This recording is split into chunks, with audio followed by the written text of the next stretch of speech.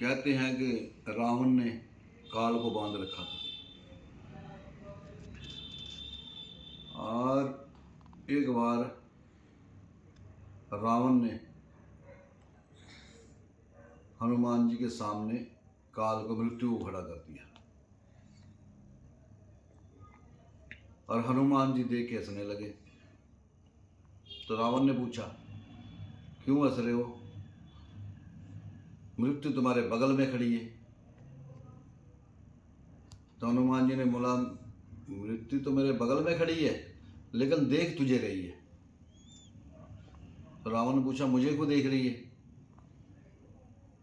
तो हनुमान जी ने बोला कि पूछ रही है कि इसका काम अभी तमाम कर दूं या रुकूं? तो ये मैंने रोक रखा है कि बातों से मान जाए तो ठीक है। तो देखो, हनुमान जी उस व्यक्ति के सामने खड़े हैं, ना कोई डर है, ना कोई डाउट है, ना कोई कंफ्यूजिंग है। उस व्यक्ति के सामने खड़े हैं जिसने काल को बांध रखा है, शनि देव को बांध रखा है। वो कोई और नहीं हो सकता, वो हनुमान जी के सिवा और कोई नहीं हो सकता। हनुमान ही है जो दास से देवता बने। जय हनुमान की, जय बजरंग बली की, जंकारा वीर बजरंगी, हर हर महादेव। आओ विराट हिंदू सम्मेलन जो 8 तारीख को संपन्न हुआ है, अब विराट हिंदू सम्मेलन में ले चले।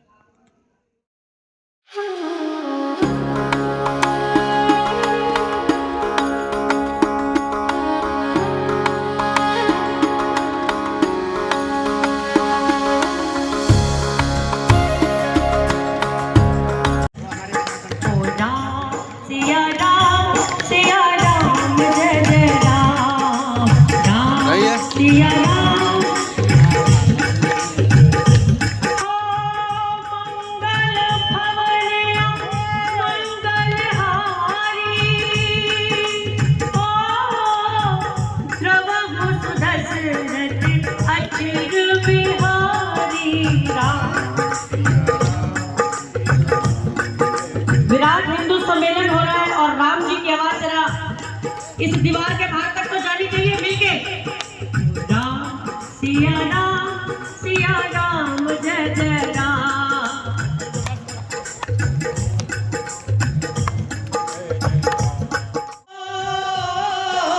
शबरी के झूठे पैरों को राम खाने आते हैं, घूमकर कृपा राम करे वो पत्थर भी तर जाते हैं, और जिन पर कृपा राम करे वो पत्थर भी तर जाते हैं। बोलो राम बोलो राम बोलो राम राम राम, बोलो राम बोलो राम बोलो राम राम राम, बोलो राम बोलो राम बोलो राम राम राम, बोलो राम बोलो राम बोलो राम राम राम। जरा मिलके बोलो जय श्री राम, जरा प्रेम से बोलो जय श्री राम, जरा हाथ उठा के जय श्री राम, जरा गच्छ के बोलो जय श्री राम, जरा सच्चा बोलो जय श्री राम, जरा मीठा बोलो जय श्री राम, जरा मिलके बोलो जय श्री राम, जरा दिल से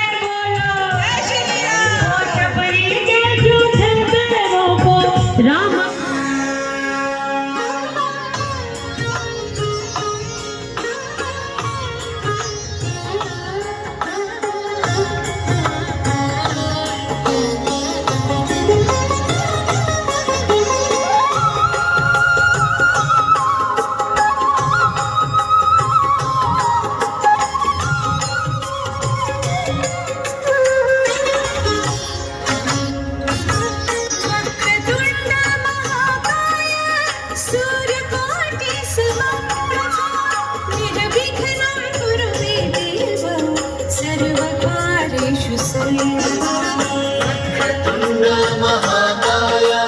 सूर्यकोटि समप्रभ निर्विघ्नं कुरु मे देव सर्वदा।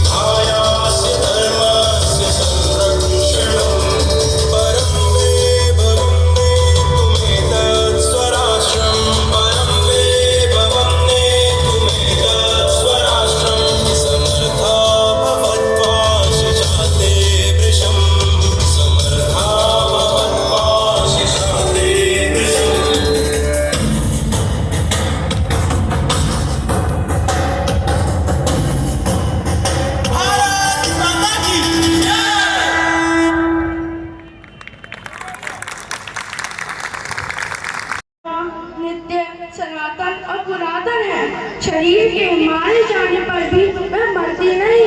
आत्मा हमेशा रहती है हर काल में। बाकी सब कुछ आता है और जाता है। आत्मा कल, आज और कल हमेशा रहेगी। गीता की गंभीर बात का ये मूल है दोस्तों। जब कुछ नहीं था तो आत्मा थी, जब कुछ नहीं होगा तो भी आत्मा होगी। आत्मा को छोड़ सब बदलेगा, आएगा और जाएगा। धन्यवाद। जो राम दीवाने हैं हम उनको चाहेंगे, जो राम दीवाने हैं हम उनको चाहेंगे। घर घर में अब से हम भगवाने आएंगे, घर घर में अब से हम भगवाने आएंगे। हम राम दीवाने ये भजन हम आपके सामने लेकर प्रस्तुत कर रहे हैं।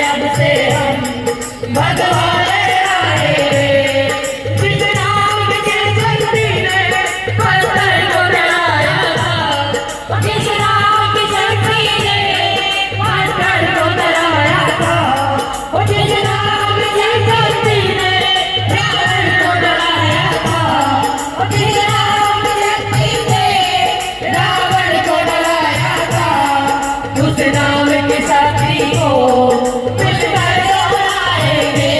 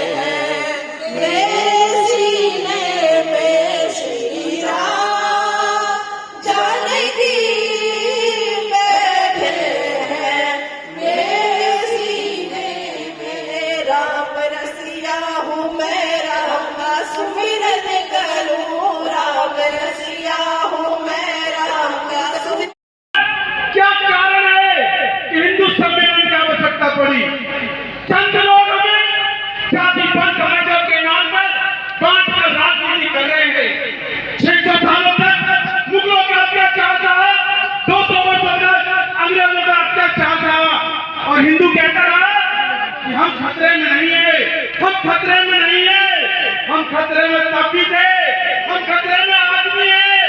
क्या नहीं हुआ? अब अफगानिस्तान से भागे, ईरान से भागे, कहां से भागोगे? अनेक वक्ताओं ने आज ये तय किया है, अनेक वक्ताओं ने हमें जगाया है। हमें जागने की आवश्यकता नहीं है, हम जगे हुए हैं।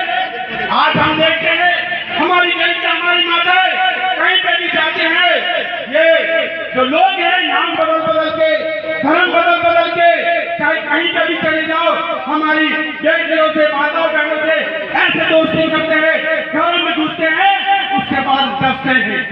ऐसे लोगों को कब तक हम पहचानेंगे? वो लोग हम आवाज नहीं उठाते। आज हम देखते हैं हर जगह कुकुर मुत्तों की तरह चिन्ह खुल गए हैं। न्यूज में देखता हूँ नाम बदल बदल के हमारी बेटियों से दोस्ती करके, किस तरह से जिसके घर में एक बेटी हो उसका परिवार कैसे बड़ा हो, ऐसे बेटियों से मित्रता करके, धर्म बदल के, और उसके बाद क्या होता है? हमारी बेटियां सूटकेस में कटी हुई मिलती हैं, हमारी बेटियां सूटकेस में कटी हुई मिलती है। हमने पहले कहा आज माँ बहनों की जय इसलिए है कि हमें दुर्गा बनना है, हमें काली बनना है। केवल अपनी माताओं बहनों के चरणों का वंदन करता हूँ और प्रार्थना करता हूँ, माँ काली बनना है आपको, माँ दुर्गा बनना है आपको। अगर मेरी माँ बहन ने चाह लिया तो हिंदू कभी खतरे में नहीं रहेगा। बोलो जय श्री राम, जय श्री राम, जय श्री राम। जो कि स्वामी परमानंद जी महाराज जो राम मंदिर के ट्रस्टी भी हैं, उनके शिष्य हैं। मैं स्वामी जी आपका दिलशाद कॉलोनी की ओर से, डीडे क्वार्टर की ओर से और यहाँ उपस्थित सभी भाई बहनों और बच्चों की ओर से बहुत बहुत स्वागत करता हूँ।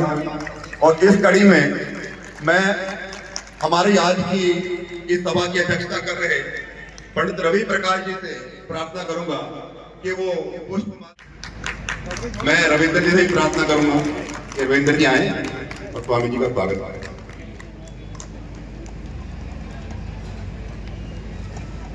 और स्वागत की इस कड़ी में मैं हमारे लोकप्रिय पार्षद श्रीमान वीर सिंह बोलना एक है, हम सब हिंदू, हम सब हिंदू, हम सब हिंदू। भारत माता की जय श्री राम। धन्यवाद राम भजन जी आपके ओजस्वी वक्तव्य के लिए, बहुत बहुत साधुवाद। हम सबका दिलशाद कॉलोनी और डीडे क्वार्टर निवासियों का परम सौभाग्य है। यहाँ खड़क के नहीं हुआ, यहाँ फांसी में झूलने वाले सुभाष चंद्र बोस, यहाँ भगत सिंह आजाद, यहाँ अंग्रेजों को गोलियां खाने वाला मंगल पांडे, जिन्होंने अपनी कुर्बानियां दी हैं इस देश की स्वतंत्रता के लिए, ये बिना अहिंसा के नहीं, अहिंसा के साथ ही धर्म की स्थापना हुई है। और हिंसा धर्म के लिए बहुत जरूरी है, धर्म के लिए हिंसा श्रेष्ठ है। किसी का धन चुराने के लिए जब हिंसा करते हैं तो हिंसा पाप होता है, जब किसी की बहन बेटी छेड़ने के लिए हिंसा करते हैं तो वो महापाप होता है, जब किसी की जमीन कब्जाने के लिए हिंसा करते हैं तो ये महापाप होता है, और जब हम सनातन धर्म की स्थापना के लिए हिंसा करते हैं तो ये धरती का सबसे बड़ा पुण्य होता है। इसे धर्म के लिए हिंसा कभी मना नहीं किया। और लौट कर देखो क्या होता तो हमारे रिश्ते भी ना होते, उनकी पवित्रता भी ना होती, और हम किसी के मरने पर रोते भी नहीं। और कोई जानवर किसी के लिए नहीं रोता, कोई जानवर किसी के लिए नहीं जीता। जो किसी के लिए जीता है, जो अपनों के लिए जीता है, उसका नाम मनुष्य है।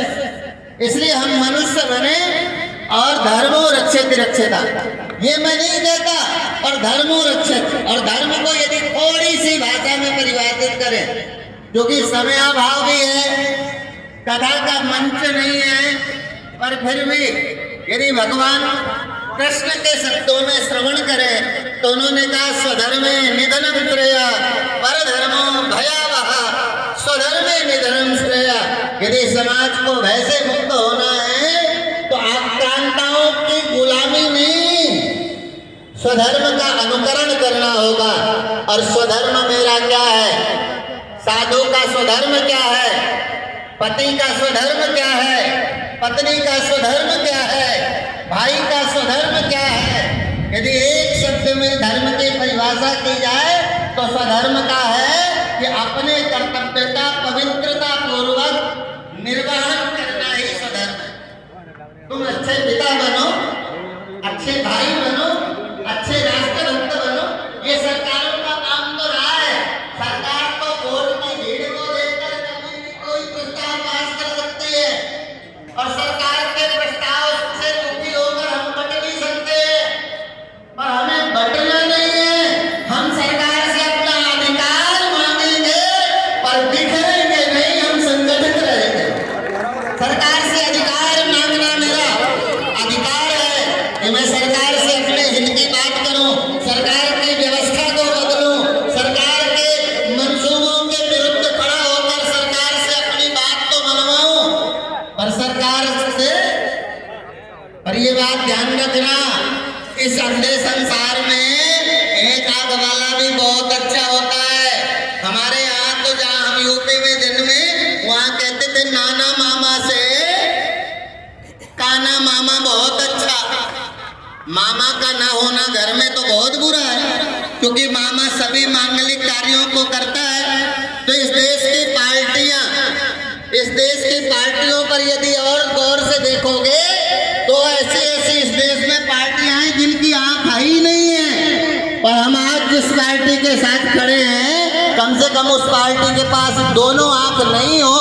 मान लो कोई कहे ये पार्टी अच्छी नहीं है, तो मैंने कहा ये पार्टी अच्छी नहीं है, ये बात से मैं सहमत हूँ, पर मैं ये कहता हूँ कि इस पार्टी में कम से कम एक आंख तो है, इसे संसार तो दिखता है, पर दूसरियों में तो दोनों आंख नहीं है। इसलिए अंधे लोगों से काले लोगों का साथ अच्छा है। इसलिए हमें हमेशा साथ में रह करके, जात पात से मुक्त हो करके, और मैं बताऊं आज से 150 वर्ष पहले का एक आंदोलन हमारे संत समाज में, मैं भारत के संत समाज को प्रणाम करता हूं, पर मैं अपने परिवार को जानता हूं, अपनी परंपरा को जानता हूं। आज पग पग पलक बिछाएंगे, आज सूखे हुए पेड़ फल जाएंगे, नैना भीगे भीगे जाए कैसे खुशी छुपाए राम आएंगे, कुछ समझ न पाएगा और बिछाए राम आएंगे, नैना भीगे भीगे जाए कैसे खुशी छुपाए राम आएंगे, कुछ समझ न आएगा और बिछाए राम आएंगे।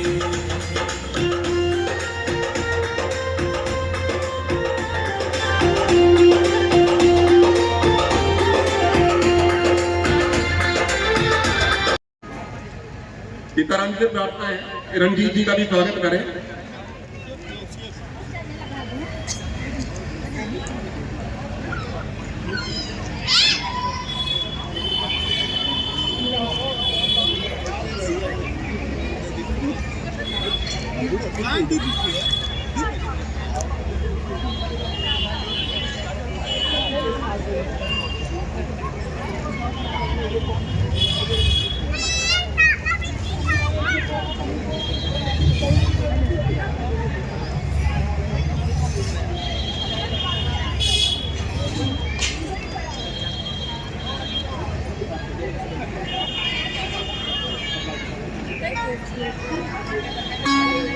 धन्यवाद। आप लोगों ने देश की सेवा में जो सर्वस्व अर्पण किया है, उसके लिए देश और हम सब सदैव आपके आभारी रहेंगे। और आज इस कार्यक्रम में आने के लिए आपका बहुत बहुत धन्यवाद। कुमार शर्मा जी से भी प्रार्थना है कि मंच पे आए।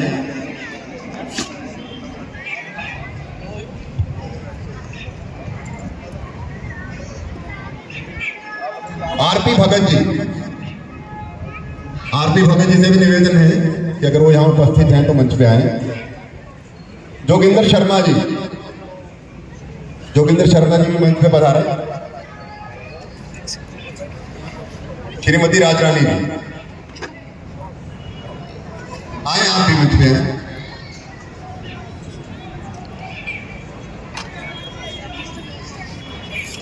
श्री रविंद्र प्रताप सिंह जी, हमारे अजय जी के पिताजी, कृपया वो भी मंच पे आए।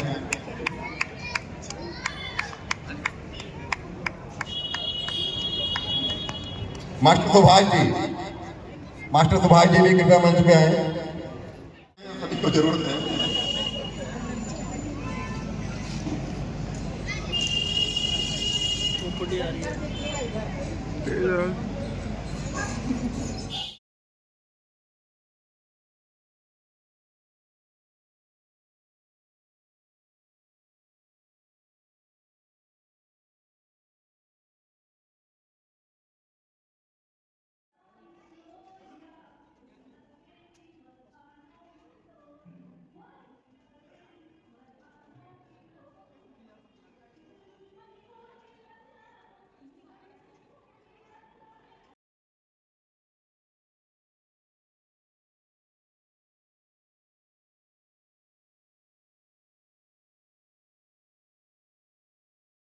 हाँ